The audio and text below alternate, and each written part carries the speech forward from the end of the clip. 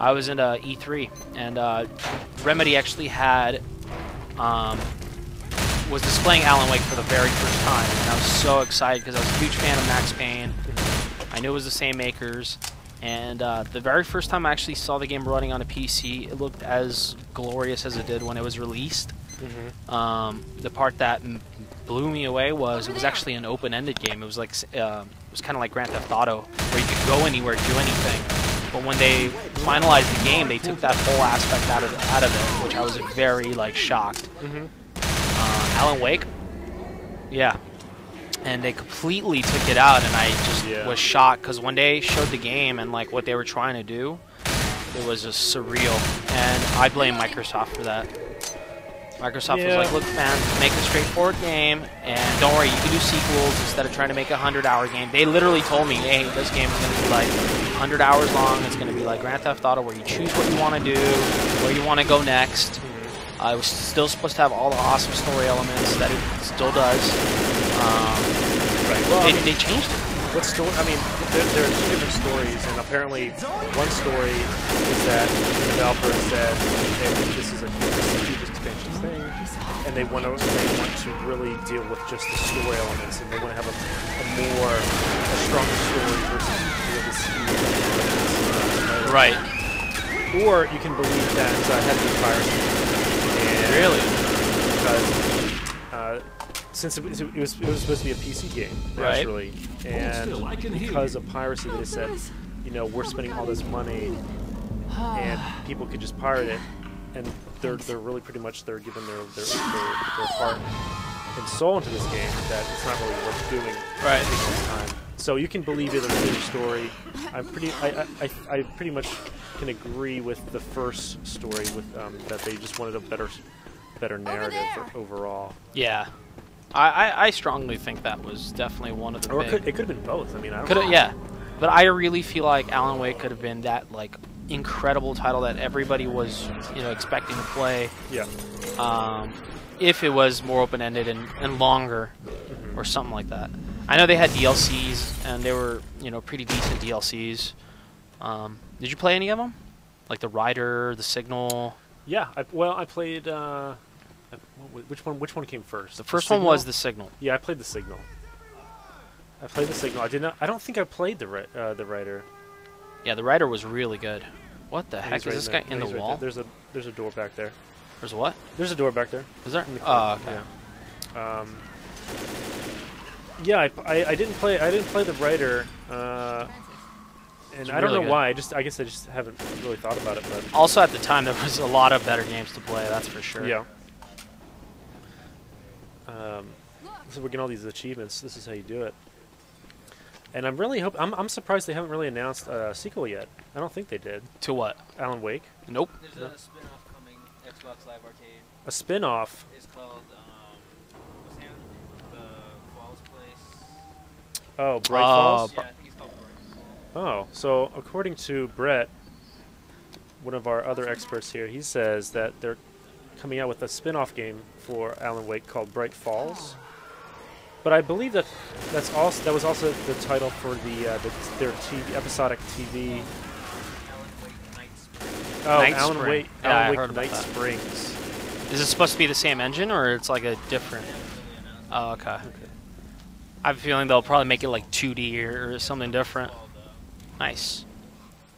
And also another surprise is that they haven't revealed Left 4 Dead 3 either. That's right, and Left 4 Dead 2 was such a rush. Like, yeah, it's not like they rushed the game. It came out so fast. It was like 1 year. It came out a year right after, and then there's no talk about the third one. A lot of people are asking what my gamer tag is. My gamer tag is Sleebs, just like the name you see on the video right now. Underneath that name is my Twitter handle, which is also Sleebs. So I really don't go without the name Sleebs.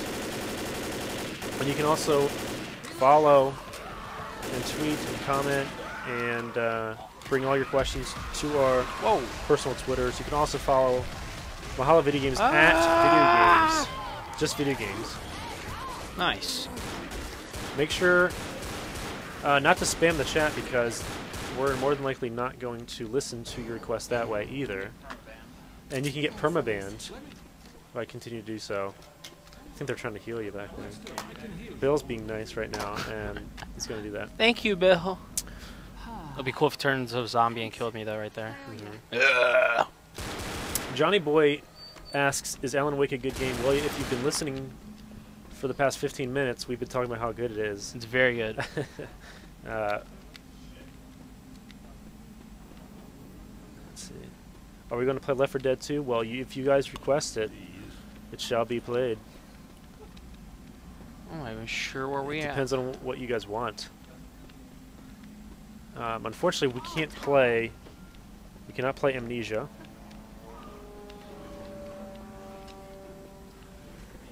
Ah. There we go. Also, a really fun aspect of the game, if you want more of a challenge, is to turn music off. Oh, really? You can't tell when the horse Ah. Yeah, they I- give you musical cues, I realize, too. Yeah, and I tend to do that as well. I've played on Expert without music, and it's totally a different experience altogether. Very scarce on ammo here. Modern Warfare 2, Chrissy says, Uh-oh. are you going to get the Resident Evil High Definition pack? We sure are. We're going to be doing walkthroughs of that. So make sure you stay tuned with us. We're showing... Well, what games is it? they're remaking Resident Evil 4 and Nice. Code Veronica from the Dreamcast. Oh, awesome. I love Yeah. Code Veronica. So I'm pretty excited. I'm going to be playing those. Sounds really good. When does that come out? That comes out in September. We have a lot of great stuff coming. September's huge. Yeah. Not just that, we have Silent Hill HD remakes coming too. Oh, man. Through the first 3 games. Best Gaming Show says, Sleeves, can you play Amnesia? Whoa. No, we cannot. It's a PC game. We're only streaming console games. But I've personally played through it all, and it's one of the most unique experiences you can find in a hard game, for sure.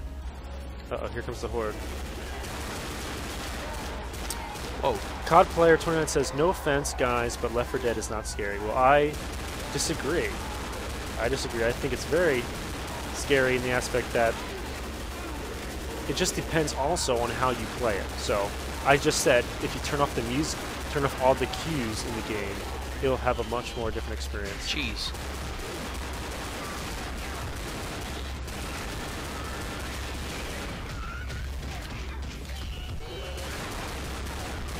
Stop me.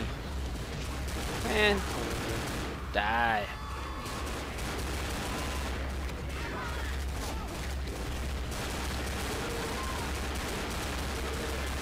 Ah. Avik, someone asked, are you going to get Modern Warfare 3? I will answer that for him and say he's not going to buy it, but he'll surely play it. Absolutely. And I don't think you actually explained why. Honestly, to me, it's such an overrated title. Like, I'd rather play other titles. Yeah. Yeah. I mean, I kind of agree. I mean, it is a fun multiplayer, but the fact is, they're kind of like Madden games now, considering they keep coming out every year, and there's not really a huge progression. Nope.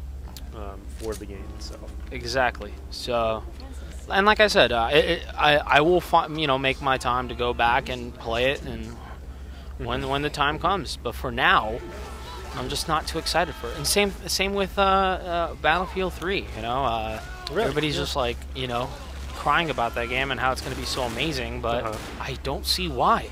I guess maybe I'm also the type of gamer that appreciates art. Oh yeah. And those games don't have art. It's all just cities and shit that you would see if you're in downtown LA or New York, and all right, yeah, or like in the middle of a jungle. Okay, great. But I'd rather see variation, artwork, sci-fi, fantasy, something incorporated within the game to keep me, fascinated or enticed or something like that. Right. But those games don't have it for me. They don't. They're great. They're action-packed games, absolutely. I'm definitely hoping that Battlefield 3 does kind of top Modern Warfare 3 to the extent that they try to bring a different experience. Right. That COD has been doing for the past couple years. I will definitely accept requests when I get to them. Currently, I'm not signed in, as I'm streaming and showing you guys these games. Nelson says, Sleeps, you look like Leon from Resident Evil 4. Well, thank you. Thank you. That's cool. Leon is, Boom. in fact, my favorite character in the series. Leon's cool. Yeah. I think because he has more development than maybe, like, Chris. Well, Leon is in Raccoon City, you know that, right? He is, and Yep. they're hunting him down. Yep. And I'm really fascinated by how or why they decided to have that aspect in the game, because clearly he doesn't die. He's in Resident Evil 4. Right. So, and they said it's going to be a unique twist to the series, and I'm wondering if he does die, what does that mean? I mean, are they time traveling? What's going on? That would be interesting. And I remember in the demo, you can actually kill him. In Really? The E3 demo, you can actually kill him. You can. Yes. I from what I remember from the E3 demo, I didn't play too much of it, but I remember he came into the scene, he ran off, and we were chasing him, and we did come across him, but I don't remember fighting him. You actually fight him? Apparently, if you're fast enough, you can do it.